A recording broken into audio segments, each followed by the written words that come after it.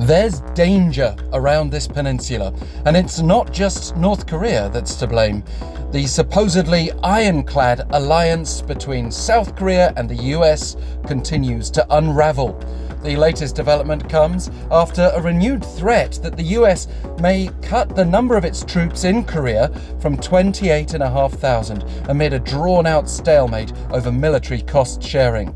Last Friday, the Wall Street Journal reported that the Pentagon had offered options to the White House to lower troop levels in South Korea.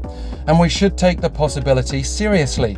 President Donald Trump is not budging, not least in this election year, insisting again in a tweet yesterday that he's making so-called allies pay tens of billions of dollars in delinquent military costs. There are concerns that the US could be using the presence and role of US Forces Korea as a bargaining chip in cost-sharing negotiations. US Defense Secretary Mark Esper insisted this week that he hasn't issued an order to withdraw forces from Korea, but could push for greater strategic flexibility. And that could increase the chances of USFK's troops being mobilized for missions in other parts of the world, effectively weakening its role in keeping North Korea at bay that it's been performing since the 1950s in the wake of the Korean War. USFK even still holds wartime operational control of South Korean forces, for now. The US negotiation position was made clearer by more comments this week from Deputy Secretary of State Stephen Biegun, who said he'd support a substantial troop presence in South Korea if the two sides can renew their cost-sharing agreement, which expired at the end of 2019.